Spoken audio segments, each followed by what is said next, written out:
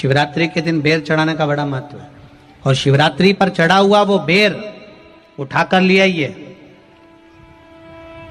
और उस बेर को उठाकर रख लीजिए। मान लो किसी को उदर से जुड़ी हुई जब तकलीफ रहती है, पेट से जुड़ी हुई तकलीफ रहती है, पेट से जुड़ी हुई कोई भी प्रॉब्लम हो, अगर पेट से जुड़ा हुआ कोई भी रोग आपको लग गया और डॉक्टर की दवाई चल रही है, सारी औषधि चल रही है, जो शिवरात्रि पर आपने बेर चढ़ाया है वो बेर अगर आपके यहाँ रखा हुआ है, वो बेर उस रोग वाले व्यक्ति को खिला दीजिए।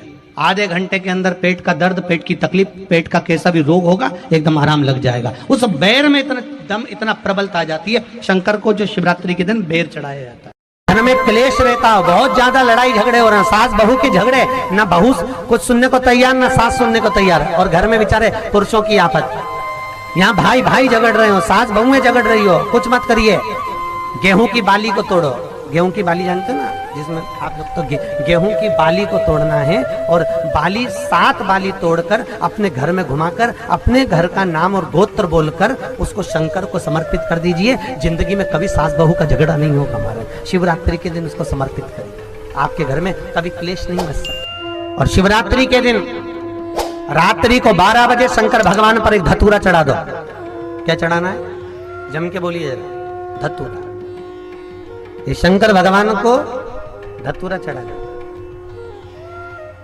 12 बजे रात्रि को शिव जी पे धतूरा चढ़ाओ। आधे घंटे तक धतूरा चढ़े रहने दो और आप श्री शिवाय नमस्तुभ्यम का जाप करो। जिस शंकर जी पे धतूरा चढ़ाए उस मंदिर के बाहर बैठकर कौन सा मंत्र जपना है? श्री शिवाय नमस्तुभ्यम।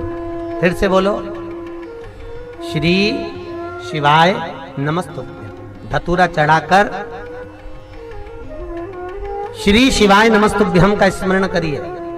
और जो दुकान नहीं चलती हो, घर में लक्ष्मी नहीं टिकती हो, खेत में फसल अच्छी नहीं आती हो, संपदा नहीं आ रही हो, बस उस धतूरे को लाल वस्त्र में बांधकर अपनी दुकान में, अपने व्यापार में, अपने घर में रात को 12:30 बजे उठाकर लाओ और 4 बजे के पहले उसको अपनी दुकान, व्यापार, व्यवसाय में उसको बांध दीजिए।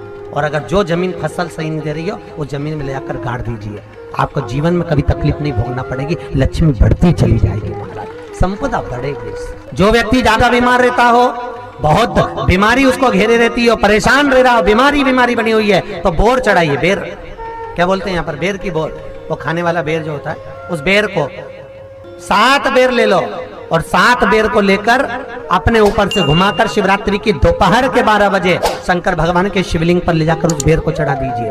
आपका रोग, आपकी बीमारी मात्र 3 महीने के अंदर समाप्त हो जाए। शिवरात्रि के दिन बेर चढ़ाने का बड़ा महत्व है और शिवरात्रि पर चढ़ा हुआ वो बेर उठाकर ले आइए और उस बेर को उठाकर रख लीजिए।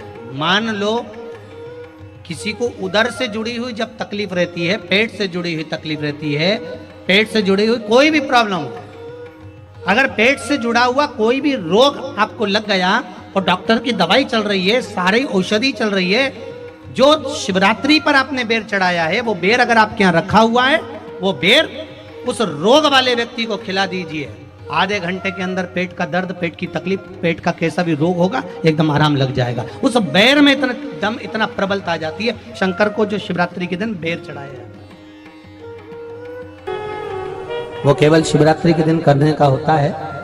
कहते हैं जिसका व्यापार ना चले, व्यवसाय ना चल रहा हो, बहुत ज्यादा कष्ट में जीवन निकल रहा हो और बहुत ही ज्यादा तकलीफ हो रही हो, तो धतूरे को हल्दी में डुबोकर शंकर भगवान को शिवरात्रि के दिन रात को 12 बजे समर्पित करें।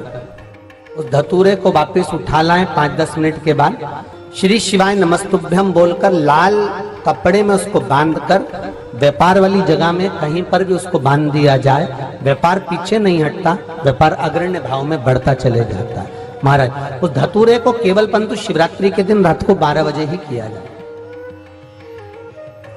हल्दी में डुबोना पड़ता है।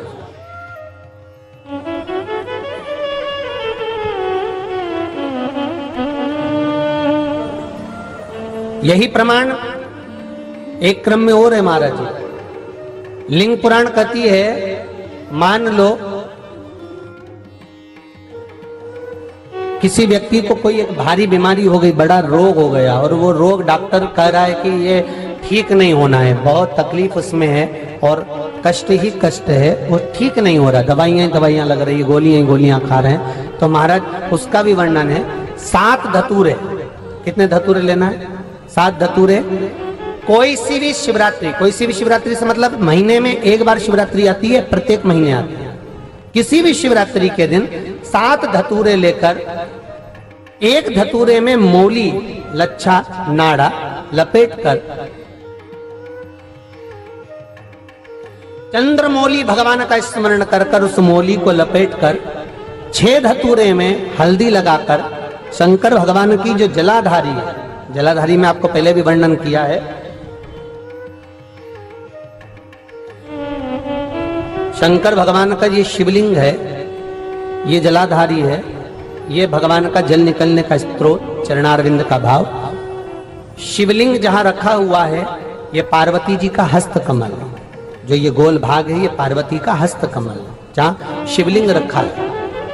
जहां से जल नीचे गिरता है उसके सीधे भाग में श्री गणेश जी महाराज का स्थान है, उसके उल्टे भाग में श्री कार्तिकेय जी का स्थान है। जलाधारी के सामने एक मोटी सी लाइन होती है, कहीं सांप बना होता है, कहीं स्थान बना होता है। जो मोटी सी लाइन है ये शंकर भगवान की सबसे छोटी लड़की अशोक सुंदरी का स्थान है। जलाधारी के ऊपर जो 3 टेकी लगी है ये भृगु ऋषि का, भृंगी गण का स्थान है।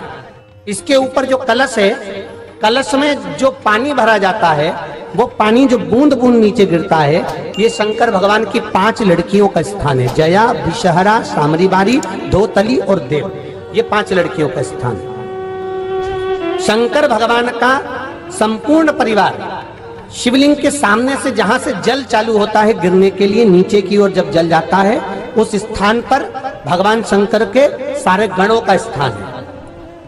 फिर जब जल बहकर सामने की ओर जाता है, जितनी दूर तक जल जाता है उतनी दूर तक भगवान शंकर के उस जल भाग को ग्रहण करने के लिए 33 कोटि देवताओं का स्थान है। इसलिए उस जल को हम लांघते नहीं है, क्योंकि वहां 33 कोटि देवता विराजमान रहते हैं महाराज। तो जो बीमारी डॉक्टर ने बता दी और बहुत बड़ा रोग हो गया और शरीर में कष्ट है, ठीक नहीं हो रहा, चाहे लीवर से जुड़ा हो, चाहे किडनी से जुड़ा हो, चाहे कैंसर से जुड़ा हो, और मान लो शरीर में कहीं गांठ भी हो गई है और वो मिटी नहीं रही हो, तो महाराज निवेदन है 7 धतूरे, एक धतूरे पर मोली लपेटकर वो शंकर जी के शिवलिंग के ऊपर चढ़ाना। 6 धतूरे, उसमें से एक धतूरा भगवान श्री गणेश जी का स्थान, दूसरा धतूरा श्री कार्तिकेय जी का स्थान, तीसरा धतूरा अशोक सुंदरी का स्थान। महाराज शंकर भगवान की जगदम्बा जी के हस्त कमल के ऊपर एक धतूरा, अच्छा एक धतूरा जहां से जल नीचे की ओर बहकर जा रहा हो, पानी जिस जगह से नीचे गिर रहा हो बिल्कुल वहीं पर एक धतूरा चढ़ा देना है। उस धतूरे को चढ़ाने के बाद वो धतूरा वापस लेकर आना है, अवधूतेश्वर महादेव का नाम लेकर या चंपेश्वर महादेव का नाम लेकर उस धतूरे को, जो बीमार व्यक्ति है उसका स्पर्श कराकर बेलपत्री के पेड़ के नीचे पटकवा देना है महाराज। धीरे धीरे रोग में आराम मिलना प्रारंभ हो जाता है, औषधियां धीरे धीरे समाप्त हो जाती हैं और व्यक्ति स्वस्थ हो जाता है। ये केवल शिवरात्रि के दिन ही होता, 12 महीने शिवरात्रि आती है, आप किसी भी शिवरात्रि को कर सकते हो। श्री शिवाय नमस्ते। जो बेलपत्री का पेड़ सूख गया, ऐसा नहीं कि कोई बेलपत्री के ताजे बेल का या कोई अच्छा बिल्कुल हरा भरा पेड़ हो उसकी तुम जड़ निकाल लो ना, जो पूर्ण तरह से सूख गया, जो पेड़ आखिरी में कहीं लोग लेकर जा रहे हो उसकी अगर जड़ मिल जाए तो वो जड़ बड़ी। प्रदोष, 5 प्रदोष या 5 शिवरात्रि, 5 प्रदोष या 5 शिवरात्रि भगवान शंकर के शिवलिंग पर लेपन या त्रिपुंड लगाना, फिर उसको निकाल कर लाना, उसकी गोली तैयार करना। 15 दिन में एक बार उस गोली को भगवान शंकर का पतालेश्वर महादेव का नाम लेकर पाना, पतालेश्वर महादेव का नाम। चलो वो बात भी दूसरी है, हम तो आज की बात करते हैं और कल की बात करते हैं।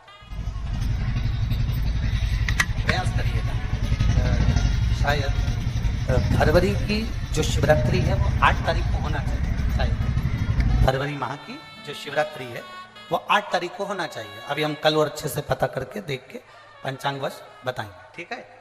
और मार्च की जो शिवरात्रि आएगी वो आगे उसका विवरण आएगा।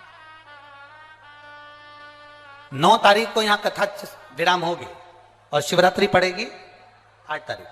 यदि तुम्हें कहीं सूखे हुए जो वृक्ष पूर्ण तरह से सूख गया हो, उसकी जड़ यदि तुम्हारे यहाँ रखी हो, उसको घिसकर उसका चंदन बनाकर शिव का लेपन करना शिवरात्रि के दिन और उसको निकाल लेना।